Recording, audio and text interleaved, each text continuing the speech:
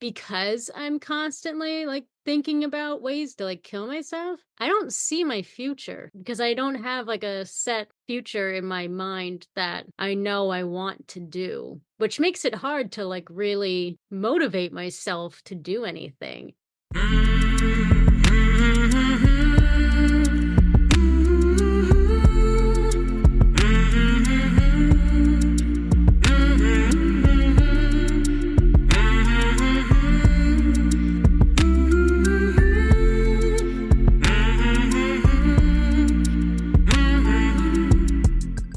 Hey there, my name is Sean, and this is Suicide Noted.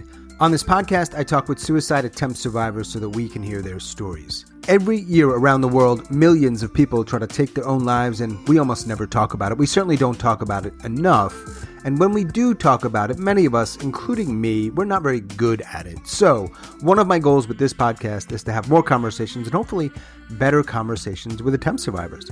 Now, if you are a suicide attempt survivor and you'd like to talk, please reach out. hello@suicidenoted.com. We have had some problems with our email, so as a backup, please use suicidenoted@gmail.com for the next week or two and you should be okay. If you've sent an email in the past few days from when this episode is released, please shoot me an email there. Again, that's suicidenoted@gmail.com. I want to thank everybody who has been a part of this podcast, our guests, our listeners, and of course, our members. If you'd like to check out our membership or learn more about the podcast, have a look in the show notes. Extra special thanks to 2 lifetime members, Helena and Mo. Really appreciate your generous support. Finally, we are talking about suicide on this podcast, and we don't hold back, so please take that into account before you listen or as you listen. But I do hope you listen because there is so much to learn. Today, I am talking with Jessie. Jessie lives in New Jersey, and she is a suicide attempt survivor. Hey, Jessie. Wait a second. I thought you were a man. Why? You thought I was a man? Why did I think you were a man? I don't know. Jessie, maybe because I'm an idiot. Where are you? Where do you live? I'm in New Jersey, like an hour from the city. Okay. All right, Jessie in New Jersey. Wait a second. I've only spoken to one person. Believe it or not, I think only one person from New Jersey. So I appreciate you reaching out and connecting with me. Thank you. Are we here to talk about suicide? Do you want to do that? Yeah. Are you sure? Yeah, it would be a little weird for people to get on here and us be talking about your cool tattoos or Jersey. It comes up, of course. It might be a little part of it. Not that anyone needs to know this, but you have perfect teeth. Oh, thank you. Now, here's the part of the conversation where I take a deep breath and I say, Sean, you have been given so many things, the gifts and blessings and other things that you've gotten, but I didn't get great teeth. And I had braces and they still suck. So I look at you. And is there a little part of me that's envious? You bet your ass there is, Jessie. Sorry. I noticed that you paint your fingernails different colors. Yeah, they're like fangs. Jessie has got her pinky and pointer finger white or light gray with, and they're actually pointed. The middle finger and the ring finger are grayish. So when she makes that thing with her hands, it looks like she just said fangs, teeth. Why is that? I just think it looks cool. And I like having shorter nails because I work on cars. I need to have some shorter nails, but I still like the pointed nails. So This was like the best of both worlds. Are you a mechanic? For myself. You like working on cars? Yeah. Jessie in New Jersey, who is joining me to talk about, among other things, stuff, probably some hard stuff that you've gone through. Where do you want to start? Ooh, putting the pressure, putting it on you. Where do you think this starts? I guess I might as well just start when I first came to the realization and was basically told that I had depression. And that was when I was in 5th grade. We had like the scoliosis test. So all the kids had to wear bathing suits. Like they were all told, the parents, have your kid wear a bathing suit to school. Like obviously wear clothes on top of it. So we all went to the nurse's office, had to like take our clothes off. So we just had the bathing suits. And then they had us bend over and check everybody's spines. So they kept going. They're like, okay, next. And then I get in and they just went, ooh, sorry. and then made me leave. I was like, I don't know what that means. They didn't give me any information. I was like, I don't even know what scoliosis is. We're just bending over.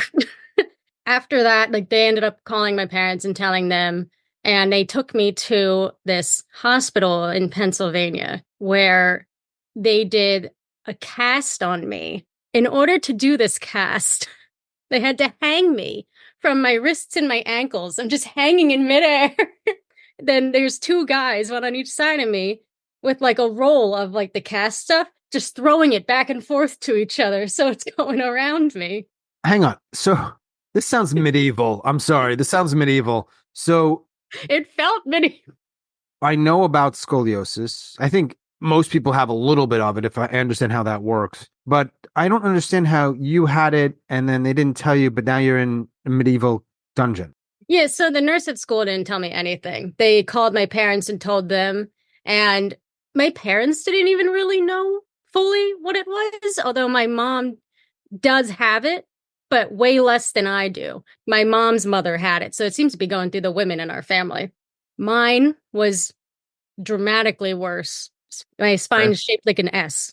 Yeah, that's when they took me to the hospital because they needed to know more about it. And you're in a cast though? Yeah, so they make the braces, like it's like a back brace, and they use the cast as a mold. They make it so low that it's like going down like my hips. Mm-hmm. So I'm like waddling through the hospital back to the doctor's office. And now this doctor's office is the smallest room I've ever seen. There was just like the table and just a little bit of room to walk and then the desk. So they say there's not enough room in there for my parents. Can I just say real quick, if a doctor has a room that small, it can mean a number of things, but the first thing that popped into my head is you got a demoted doctor. One more wrong move and you're out of the system, buddy. What does he say? What happens in that little room? He starts telling me how he believes my life will go. So he knew that I was in dance and he was like, you're never going to be able to dance again. You can't swim again. He even went as far to say, you will never get married because no guy will ever love you because you can't have kids. Now we know why he's in that room. No, I mean, Yeah. obviously he shouldn't have a job, but yeah, wow. Yeah. 10 years old hearing that, I'm like, And parents aren't in the room. no, parents didn't know that happened until I was 23. You told them. Yeah, I said that and I was like, this is what they said. And they're like, we never knew that because we couldn't hear. Do you And think the door was closed. I was like, why didn't they leave the door open at least? do you think either of your parents would have flipped out if you had said that and they heard it? Oh yeah, my mom would have lost it and she would have filed a complaint. My mom loves writing letters. If she hears this, am I going to get a letter in the mail or an No, email? no. Who the hell are you talking to my daughter? Why are you laughing? You can't laugh when you talk about this. And you were 23. How old are you now? 30. Oh, you look young. Huh, thank you. Is that good? I think it's good. So at 10 years old, that happens. How does that connect with the depression? Because that's how we kind of started it off. Just having scoliosis was one thing, but then after that doctor said all of that, it just hit me. I didn't see a reason to be alive anymore. And I'm going through school, not knowing what to do. And it's like fifth grade. And of course, that's when kids start dating each other. No, what the hell is going on in New Jersey when you're in fifth grade? Because my experience in New York. It's like a pseudo, like, Okay. you would be like, oh, like they were like my girlfriend, like quotes. Jessie, I want to share something with you. And I know this is not about me, but I want to tell you something and I mean it. Occasionally, the audience wants to know a little bit more about me. They do. They're like, hey, I get these emails. I want to hear more about you. And you're looking at me. A lot of people have never seen me, so this won't come as a huge shock. I'm not joking. I think it was fourth or fifth grade where I peaked with women. I had like 4 or 5 girlfriends. So what you're saying actually does make sense when I think back. I want to tell you that when I say I peaked, I mean, after that, it was a dramatic drop. Now, back to you. So your classmates are connecting in the way that they're starting to connect with I like you stuff. Yeah. And my best friend that I had became popular. I wasn't friends with her anymore. And then I lost my other friend to becoming popular, and a new girl moved in my neighborhood, and I guess she was better than me. So I was losing my friends.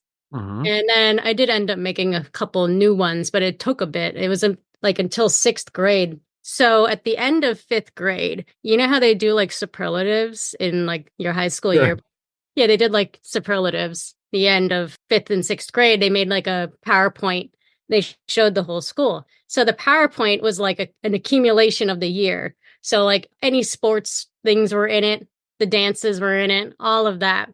So they go through all these superlatives and they're all nice. And then Right. all of a sudden, they start putting up ones that are just completely negative. Wait a second. So that administration should be fired. I'm not joking. That's Yeah, I ridiculous. don't think they approved it. I think it was put in, well, it was put in by the popular kids. Not any of the popular kids that I used to be friends with, but Jesus. it was also the same popular kids that took away my superlative in my senior year of high school, but that was for best car. Okay, we're back to the cars. What was the superlative? I mean, I know where this is going. There was a negative superlative about you, right? Yeah. Yeah. So I see my name and my face. And then there was a guy's name and his face. And I don't remember who the guy was because I was just so taken aback by this. And it just said, ugliest girl and ugliest boy of fifth grade. Brutal. And I Ridiculous. just went, Sick. okay. And then they showed one other slide after that that was like another negative one. And it was immediately shut down because it's like, you don't press the button. They had it on auto. They never told my parents. Mm. My mom didn't know this happened until I was 23 when we were like going over things. There was a lot of other things we realized when I was 23. Yeah, so they put me on the PowerPoint team for sixth grade. That was their solution. I was there for one meeting, made one slide. I think it was like for basketball, and then I left. I was like, I don't want anything to do with this. The only other kids in there were the popular kids that were doing that, and they were all rude and mean. I was like, I don't want to be here. Yeah, and those same kids were the ones that took my best car senior year of high school. I What kind of, technically won. They okay. counted the votes and I won, but then Yeah. they switched it and gave it to somebody else. Yeah. What kind of car did you have? A smart car. I had a little smart car. And that one? Yeah, because it was the most random car. Everyone else had like normal sedans. You are in fifth, sixth grade. We can call it saying you're ideating, right? You're thinking about dying. Are you thinking about it in a way of like, it's always tricky to find the words to something like this. Like, man, I don't want to be here. This is too hard. Or like even going so far as to like, how might I do that? I don't know if I really honestly put too much thought into what I wanted to do. Mm-hmm. I just knew that I didn't want to go back to school. I was thinking I could never dance again. Like there was so many things happening than that PowerPoint thing. And I was just like, that's like the final straw of it. It wasn't that day. It was like a couple days after it was already summer. Just one day, I remember just getting up from my room and going into my bathroom. I mean, obviously, I don't think this would have done anything to the extent that I really wanted it to. Sure. But I just took every single aspirin pill I could find. When you're younger, you think like you're taking a lot. Sure. I don't know how many I took because I woke up the next day and I was fine. I mean, sure. You look back and you're like, that probably wouldn't have done much damage, but that's not really the point. The point is you did something to harm yourself or maybe even take yourself out and you were like 11. Yeah, I was 11. And all I knew was if you take a lot of pills, you'll probably die. Yeah. So in my rationalization, that's exactly what I did, which did not go the way I planned at all. Then you wake up and you're like, what? I was like, okay, that did absolutely nothing. I had like dance intensives in the summer. I kept dancing anyway. So I just like went and did that and just kept moving on with life after that. Well, so just to be clear here, not only did you dance again, you danced again rather quickly after that moron doctor said I that. never stopped dancing. Wow. And I did swim a couple times after that too. And you would think rationally, I'd be like, well, if I did the first two, the last one is probably false as well. But my mind didn't What's the last one? think that way. The last one was that like I couldn't have kids. No guy would ever want me. I'll never get married. Like whatever the doctor was saying in that moment. Those were like the basics of it. Well, there's a difference though, right? Yes. Well, he's a moron.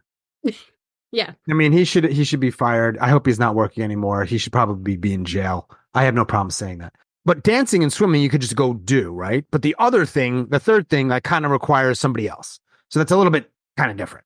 And maybe we'll get to that. I'm curious to learn more. If you want to share, if it's part of this sort of larger story. So when you're 11 or 10 or 11 and this happens, does that feeling, well, let's use the word depression. I know it can be used in a lot of different ways, or people use it in various ways. Does that sort of follow you, hang over you for middle school, high school? I don't know if you go to college after those years. Yeah, I don't think it ever really went away. It would go in waves, but Mm-hmm. I don't remember a time in my life that I didn't feel depressed. Right after the fifth grade, it was some point in sixth grade, my mom ended up getting cancer. So then I had to put all of my thought into that Sure. because my dad was not doing anything. I had to like be the person to help my mom at like 12 years old going through cancer. My mom still swears that she told me she wasn't going to die. But the whole time I just remember thinking my mom's going to die. Mm-hmm. Like I don't remember that conversation at all. And I had to step up and take my dad's position because he did absolutely nothing. Is he still in the picture? Yeah. Obviously, your mom lived, Yeah. so your parents are both around. My entire childhood, I was wishing they'd get a divorce because it was just, they should not have been together, but they stayed together. And I don't really understand why. I don't understand how my parents stayed together either, man. So, how many suicide attempts do you have in total? About three. I don't know if I would say there's a fourth, really. Depending how you really look at it, I guess. Well, I'm going to rely on how you look at it. Number one, after fifth grade or sixth grade. Yeah, it was between fifth and sixth grade. I wanted to ask you, your mom at the time, this is before she got diagnosed, I believe. Does she or your father ever find the empty aspirin container? They thought nothing of it if they did, Got it. because I took aspirin as like a pain reliever. So they probably just thought, oh, she needs a new bottle. They didn't keep track of my Right. medicine. Like I was in charge of it. I was like, oh, I need another bottle. They'd be like, okay, cool. I don't know if this is like for you. When I was growing up, my parents, they had a liquor cabinet, or it was more of like a carousel, and they would mark it. They didn't want us to drink their shit. I had this image of people marking an aspirin bottle or another bottle. Oh, a lot of this is gone. What's going on? No, I don't know if that's a thing. How old are you for the second attempt? 19. 19. Okay. College or working? I was in college. It was in between my first year of university, and then I went to community college, and then I went to another college.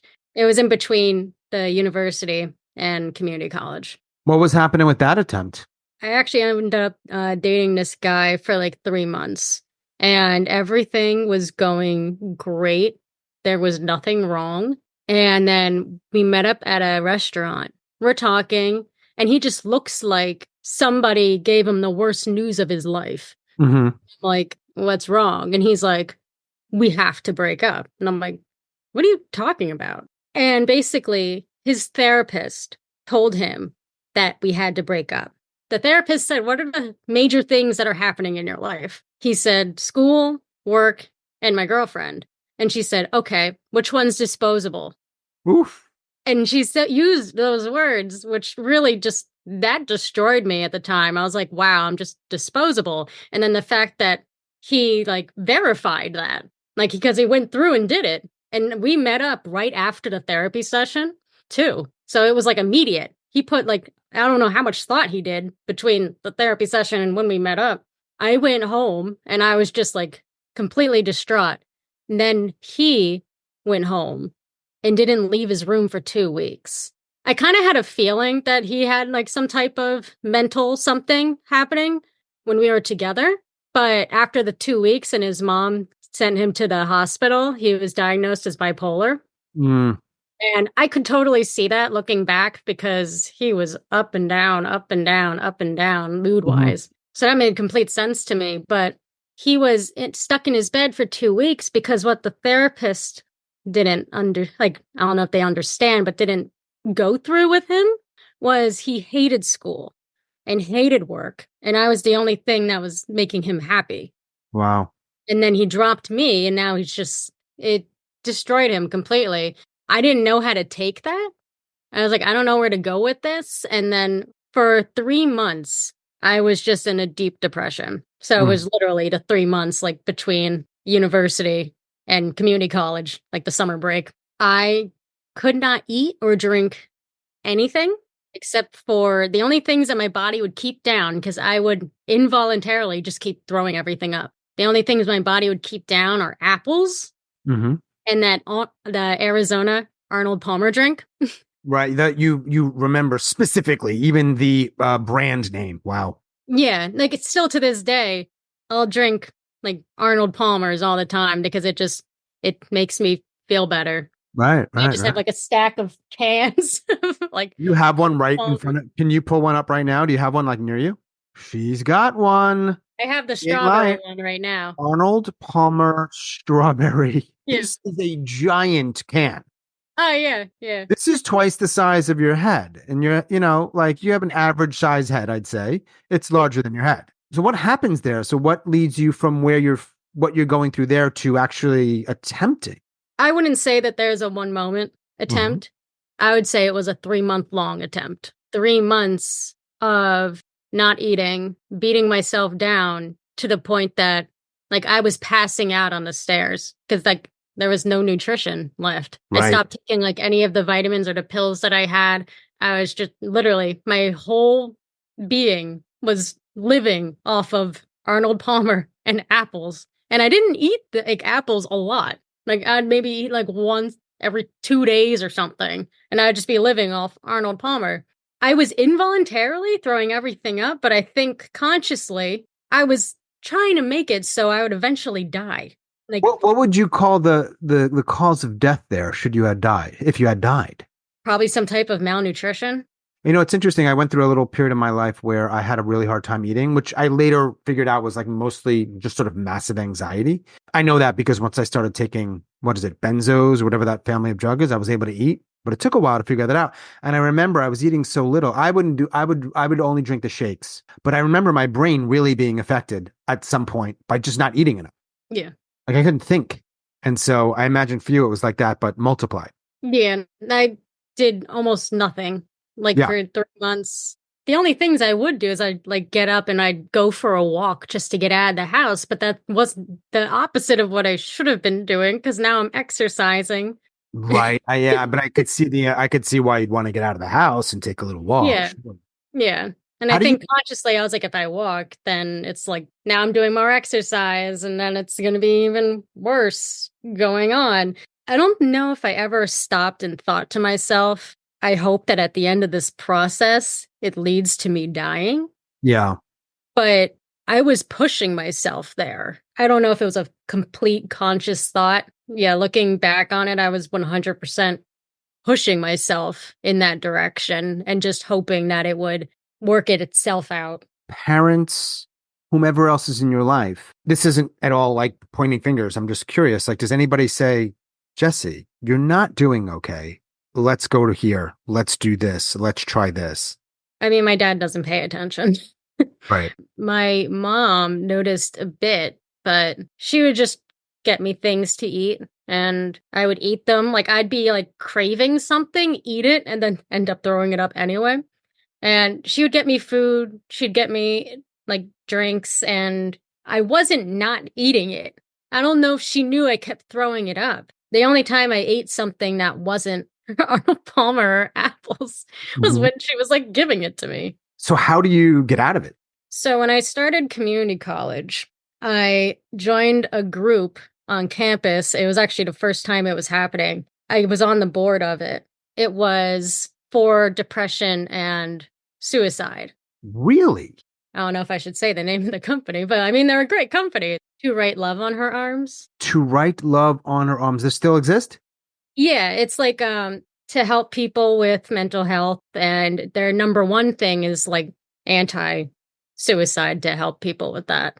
Mm. Yeah, it was big with like bands in the punk scene for a long time, and I was in that for a while. So that's how I knew about it. And then they had school chapters. We were like the community college chapter. Doing that really helped me because I was with other people that understood. I was okay for almost 2 months and then got punched right back down. How I was in like the music scene and stuff. I wrote songs for a long time. I knew a guy for a while that did producing, and he was like, "Oh, like let's meet up and go over your music." I was like, "Okay, cool." So we wanted to make like a mini EP type thing. So we meet up at his condo because that's where his recording studio was. Now, to the outside people, that's like, why would you go there? But in the music scene, everybody's recording studios were in their houses Mm-hmm. because you don't have to pay for another place. Sure. I go there. We talked about music for maybe 30 minutes until he started forcing vodka down my throat. And long story short, I was there for 24 hours. He locked me in the condo and ended up sexually assaulting me 3 times. He just randomly decided to unlock his door. Like he padlocked the condo door from the inside. He unlocked it and was like, "You can go home," Jesus. and gave me gas money. I did not know what to do with that. I was just like in a daze for days after that. Mm-hmm. And it took me going to the counselor at the community college because the counselor was part of that group that I was on the board of. I was like telling her what happened. She was like, "Do you realize what you're telling me?" And I was like, What am I saying?" Like, it never occurred to me what happened. And she was like, "He literally sexually assaulted you 3 times and almost kidnapped you." No, he didn't. He did kidnap you. When I think of kidnapping, I think of like all those true crime things. And I'm like, I can't call myself a kidnapped victim, but Well, I don't know the exact definition. It may not matter here, but I mean, I guess I was held against my will for 24 hours. It was quite terrible. Like the extra things like that he was like, I was tied to the bed because I tried to get up once and he was mad. So he tied me to the bed after that. I just wanted to get a blanket because I was cold. So after she said that, I was like, okay, wow, what do I do with this?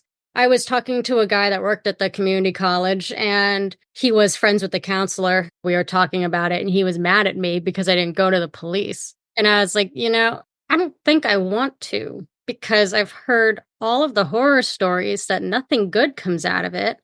And I'm like, he was a veteran. Honestly, who are they going to believe? I was like, I'd rather just not have to deal with it anymore. I didn't have like anybody really to help me through that because like I wasn't really talking to that guy and I didn't want to keep talking to the counselor. A guy that I dated my first year of college, I ended up talking to him again and we ended up dating for like a year, which I don't know why I did that because the first time I dated him, we stopped dating after a month because I found out he had a girlfriend. So the second time I started dating him, about a couple weeks maybe after the assault, he said he didn't have the girlfriend anymore. Turns out he still did. At this okay. point, he's been with her for like 7 years. I found out a few months in. And by that point, I was like, well, it's kind of too late because I built feelings for him and now I don't know what to do now. Part of me kind of wants to hate him, but I can't because he's the only person that was there for me and helped me get past it. I think that was also part of the reason why, too, that I couldn't just get up and leave. At one point, near the end of the year that I was dating him, he was going to come to my house and stay for a little bit. Never showed up. So now at this point, and he wasn't answering the phone either. So I didn't know what to do. Now, the only person that helped me get past this is just ghosting me at this point. And you're what, 20 years old at the time? Yeah, by that point, I think I was 20. Am I going to make a correct guess here that suicide attempt number 3 is coming soon? Yeah. Mm-hmm. I didn't know what to do that night. I just kept like fidgeting, like I didn't know what to do with myself. And then I went to sleep. The next morning, I tried to contact him and I got nothing. I was like, I'm just going to kill myself. And I drove to my college and went to the counselor. And I just said to her, I was like, I'm going to kill myself. And I think at that point, it was like the cry for help. She ended up calling the police. They sent me to the hospital. I was there for not even 24 hours. You talked yourself out? Yeah, I talked myself right out of there. They had the psychologist like on Zoom or whatever the Zoom equivalent was back then. Yeah. Talking to a TV. I'm like, oh yeah, I'm not that bad. No, I don't need to be here. No, it was a momentary thing. He goes, she doesn't need to be here. Send her on an outpatient. And then they called my counselor to give her the update. She was livid. She was like, oh my God, she came in my office. She was like, I'm going to kill myself. Why are you letting her out? And they're like, she doesn't need to be here. There might be some truth to that. Even if you want to kill yourself, that still might not be the right place because chances are, as we know, there is no right place. Yeah, no. When I went to the outpatient wasn't that great either. My outpatient was the second version of therapy that I got. The first one was at some point when I was in high school, and this woman was a terrible therapist. All she did was brag about her daughters. Are you fucking serious?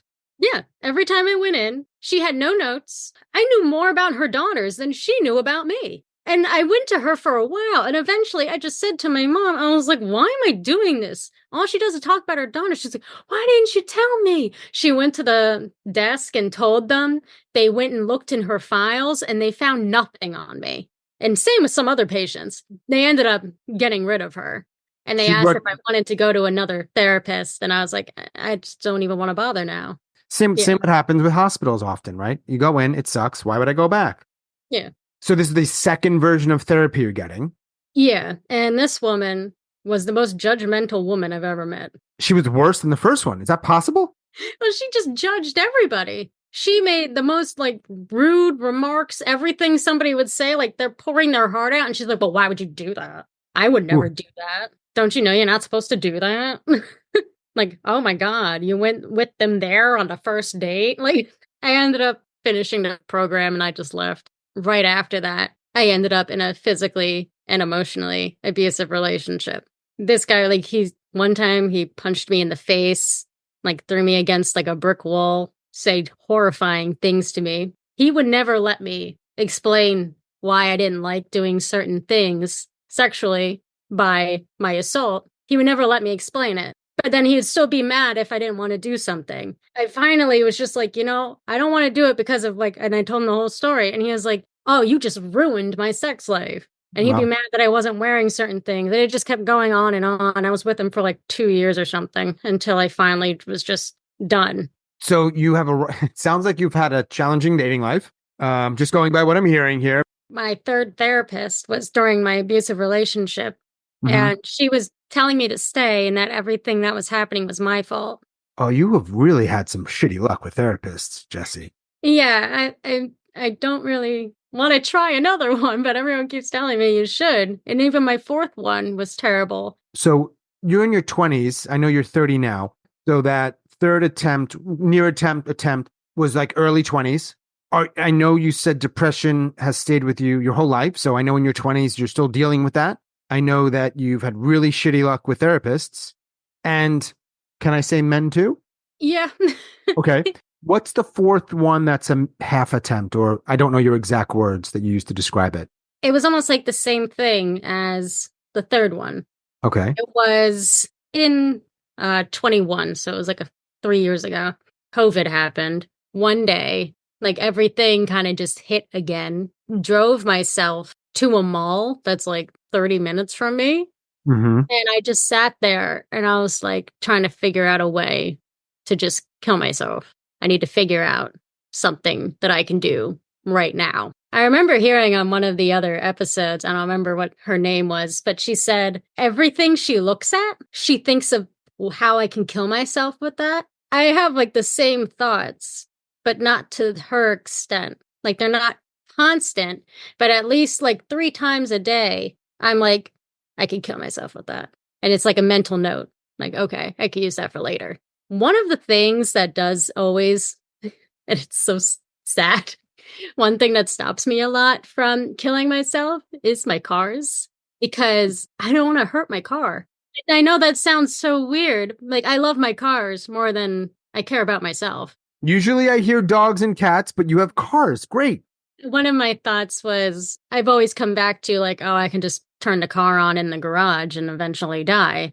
And I'm like, yeah, but then the car has to go to like hazard clean. And I'm like, I don't want to do that to my car. What happens at the mall though? Do you turn around? You just leave? So I'm sitting there for a while and my now boyfriend ended up texting me. And I was like, hey, I'm at this mall. I don't remember exactly what I said to him, but I said something along the lines of like, I just want to die. And he immediately went to the mall and stayed with me. And I feel so bad for what he went through because for 2 weeks, and it was like right when we first started dating, I was just crying constantly and just constantly like, I just want to die. Mm. Like just burst into tears. I have no control over it, like for 2 weeks straight. And I don't know why he stayed, but he did. I'm amazed that he stayed. At one point, he said he was like asking his friends, he's like, is she testing me? I was like, no. I was like, that would be a terrible thing to do to somebody, but Well, at least it worked. when you had said that day that led to the 2 weeks of crying after the mall, like that, it would just things had piled up, just piled up. I mean, everybody was hit by COVID. Yep. It was that. It was, I mean, I have a lot of cars, so I do look at them a lot and I'm like, oh my God, that's a lot to do. And it just seems so overwhelming. And that gives me like tremendous anxiety. And then I get depressed because I'm like, oh my God, they're like my poor children are sitting in the driveway and How many cars do you have, Jessie? 21 What? Where are they? on my property. What do you live in? Are you in the country? It's like old farmland, suburban, rural. So you restore them. Do you do mechanical work as well? Yeah, I do everything except for like major frame fixes that I have to take it to a shop. But other than that, I do like everything. You just learned it on the go, or how do you learn stuff like that? Yeah, I came from a family of drag racers. Oh shit! So my dad, his best friend that I called my uncle, and my dad's cousin did a lot of drag racing. And it was the type of drag racing that you bring your own car, you fix your own car, you fund yourself, and you just drag race on Sundays. So that's pretty much where I got it from. My uncle was like always telling me when I was younger, oh, you're going to be the one that's in the cars. When I turned 1 year old, he gave me a huge Hot Wheels collection. It was so sad because he actually died. Yeah, a few months before I got my driver's license. He ended up dying, which was sad because he never got to see any of my cars or anything that I got to do. Yeah, I still think he's around, and I think he really likes my Camaro. Why were you looking for a podcast with the word suicide in it somewhat recently? I think for the exact reason that you're making it, quite honestly. I hear like podcasts about death, podcasts about mental illness, and I'm like, every day, like when I was in the hospital, they deemed me on the suicide watch. Unless they had a really well hidden camera, no one was watching me. And there were things in there, like I could have done it if I really wanted to, like if I really was resourceful. I mean, I think about it all the time. Like whenever they have like those questionnaires about mental illness and they're like, have you thought about suicide? And I'm like, the answer is yes, but I'm not like constantly every day, like, let me kill myself. And I'm going through with the plan every single day. I guess they call it like the suicidal tendencies. And I just really wanted to know if other people were thinking the same thing. They are. Yes, I literally typed in the word suicide on the Apple Podcasts and it came up and I was like, ooh. And it actually took me a little bit to listen to one of them. And when I finally did, I was like, wow, I'm not the only person thinking this. Yeah. Definitely helped because now I really know I'm not alone in my thought process. How many people know that we're talking? Just my boyfriend. How many people know about any of your attempts? Not many. Mostly just my boyfriend, probably some of my exes, maybe a couple of friends that I had. Other than that, not really anybody. How often? And I guess my mom knows because she was told about the hospital stay, but I don't know how much she was told. 7 years ago, you had a conversation or maybe a series of conversations with your mom when you said you were 23. What led to those conversations after, there was a long time where you probably weren't talking about these things and it all comes out then. What was going on? My dad actually has Alzheimer's now. A lot of the things that he's saying kind of just made me reflect on my life, made me realize that my entire childhood, my dad was turning me against my mom. He was constantly complaining to me about her, telling me how terrible she was, how she didn't want me to do this, didn't want me to do that, and then would raise himself in my eyes. He'd be like, I want you to go do this. I will let you do this. I will buy you this. Made me not like my mother. which Mm-hmm. is sad because we never got to have a relationship that, like a good one, until I was 23. I didn't realize any of that. And that's when I told my mom, and she was like, "Oh my God, that explains so much." She was like, "That explains why you hated me." So you have this like big, long sit down convo with mom, and the other stuff comes up about some of the stuff we've talked about here. The main thing that we talked about was my father, and then we did end up bringing up the fifth grade Uh-huh. ugliest girl thing. And she was Sure. like, "Oh my God, they never told me that." And honestly, I thought they told her, but apparently they never did. And the hospital where the doctor was telling me I things that should probably be a malpractice suit, but Right, right, right. How many sit down combos have you had with your mom like that since? Not too many. Like, we don't really have like an entire sit down conversation. Like, it was mainly that first one. And Uh-huh. then every once in a while, something will like jog a memory and we'll talk about that. And that goes back to I wanted my parents to get a divorce because it was weird because growing up, it was like my dad hated my mom. And I don't know, my mom didn't know that any of that was happening. So she's just like on the other side going, why am I being hated so much? How many people do you have to talk to? And you can actually use the following words in this conversation when you're talking to someone. You ready? Here's the short list. Ready? Really depressed, hashtag suicide, hashtag. That's my use for a comma or semicolon. I don't know why. Suicidal, ideating. Yeah, that's my short list. And you can say those words and still engage in a conversation where you don't feel really shitty afterwards. Probably just my boyfriend. He doesn't have like any really struggles with mental illness. So he does have a bit of a hard time fully understanding things that I've gone through and how I'm feeling. Mm-hmm. But he does really try. He actually listens and he doesn't judge me for any of it. He's easy to talk to about it. And he also stayed when I tried to die for 2 weeks straight. Points to him for him, yeah, for Yeah. sure. Do you you said earlier that you think about ways kind of like one of the other guests we recently had where it was why do I say we? It's just me. It's not we, it's just me. So if you're thinking that way fairly often, like are you thinking about not taking your own life, but is the idea of suicide on your brain, on your mind most days? Yeah, I'd say I probably think about it at least 3 times a day. Have you thought about it today? Yeah, yeah. I know that you had a very rocky relationship with your therapist. Did you ever receive a diagnosis that you think is correct? The diagnosis that I Whatever. had for depression, anxiety, like a social anxiety, PTSD, and I want to say there's another one, but I can't remember what it is. The suicidal ideations. Right. Sure. Do you take medication? I can't. So I've tried to take antidepressants multiple times. I get every single side effect. Oh, I haven't been able to take medication, which is probably why I also am constantly down pretty much. mm, So I've never been able to actually try to complete them because I can't even have the pills for like more than a day. The only thing that's actually kind of worked is I've been doing ketamine, okay. but if I take it too much, I'm just sleepy. Does anything else help you feel okay? I mean, I know you've got your cars, your babies. Yes. Does anything else make you feel help you feel a little less crappy, shitty? Mostly cars and music, I'd say. Wait, do you have Spotify? Apple Music.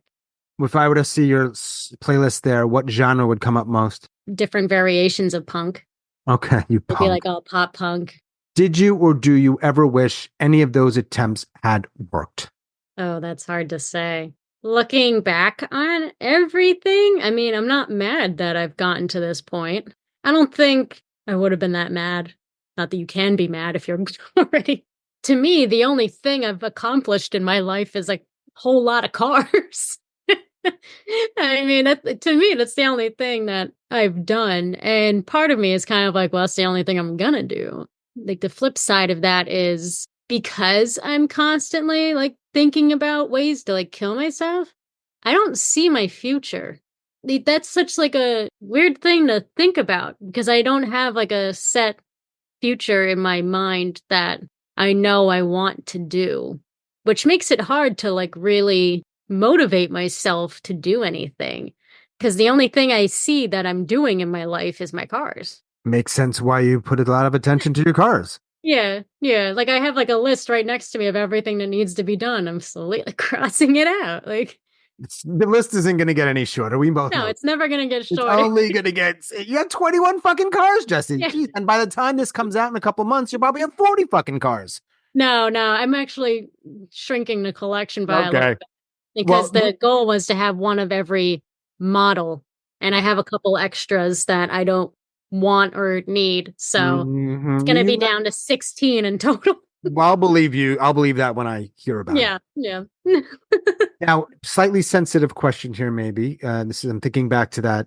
I called him a moron. Now I want to change it to an imbecile. Doctor, when you were in 10th, 5th grade, you said you couldn't swim or dance. You did both. You said you wouldn't date. You've done that. Nobody would ever love you. I can't speak on behalf of your boyfriend. He probably is wrong about that. But he also mentioned something about kids. Is that something that you're trying to do, want to do? Or is that because you had mentioned something about future just there? And I was like, where Yeah. does that tie into anything? It was put in my head when I was 10 that I can't have kids. So I've just been living my whole life knowing I'll never have kids. Oh, So now it's hard to like, it'd be hard to like switch and be like, oh yeah, now I want kids because I realized that guy was lying to me because it's already set in my mind. And also, like, I'm on like scoliosis pages on Facebook, and a lot of them have had not so much like horror stories, but they're like, when you're pregnant, then your back can get worse. And then you have to take care of the kid and you're worse. If I had a girl, it's still passing down. I right. don't want that kid to have a worse spine than I do. Super weird question. I've never asked this before, and it may not make the final version. You ready? Okay. Relating to kids. Next week, you find out you're pregnant. Dot, dot, dot. Honestly, I'd get an abortion. Thankfully, in New Jersey, that's still 100% cool.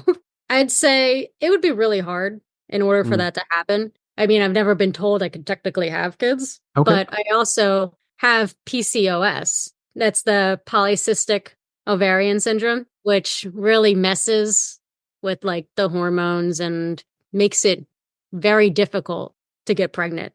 And then because of that, I've always been on like the birth control pill. Pink and purple pill. I give this pill to you, and it does two things. You go to sleep, you die without pain. And if you choose, you can also, no one will know that it's a suicide. What do? Do you take it tonight, save it, or get rid of it? Save it. Do you think that kind of bill should be available? Yeah, I mean, like that's like the assisted suicide thing. I would say mostly for like when you're sick, How do you define sick? like if you're literally gonna die anyway. I have really bad news for you. Or maybe it's good news. We are going to die anyway. Well, yes, yes. Not to get all existential here. I just wonder who decides then if you're sick enough to take that pill. Is that your choice? Is that a doctor's choice? Is that somebody else's choice? Unfortunately, now it's a doctor's choice. I mean, we should all be in control of our own fate.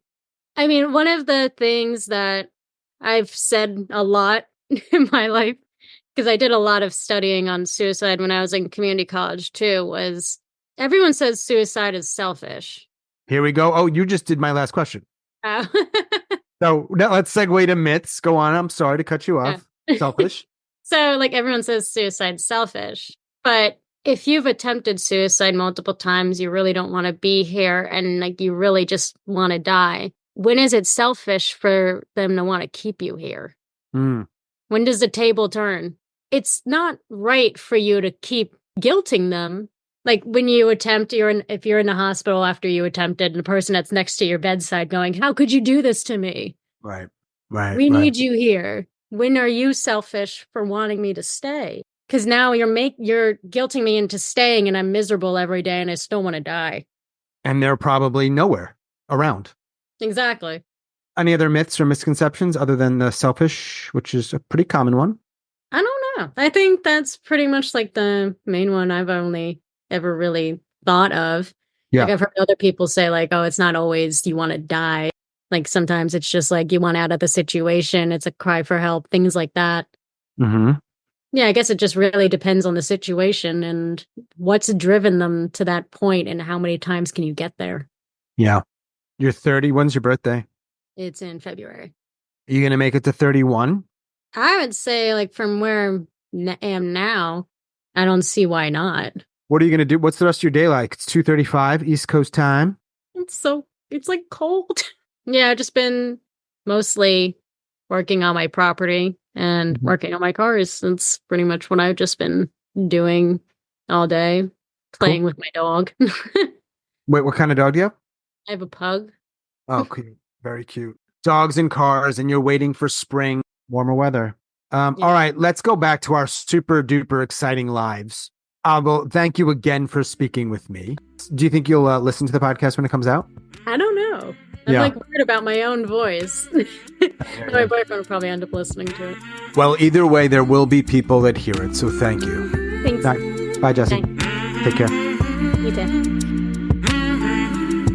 As always, thanks so much for listening and all of your support. Special thanks to Jessie up in New Jersey. Thanks, Jessie. If you are a suicide attempt survivor and you'd like to talk, please reach out. hello@suicidenoted.com on Facebook or Twitter/X, which, by the way, we rarely use, but nonetheless, our handle on social media is @suicidenoted. And oh, by the way, you can reach out for any other reason you want, even if you don't want to be a guest. I'd love to hear from you. A question, a comment, an idea. I'm game. Check the show notes to learn more about the podcast, including our membership. And a little love with ratings and reviews on podcast platforms, especially Apple, really does help people find this podcast. And we want more people to find it because there are some people out there who probably need it. And that is all for episode number 211. Stay strong. Do the best you can. I'll talk to you soon.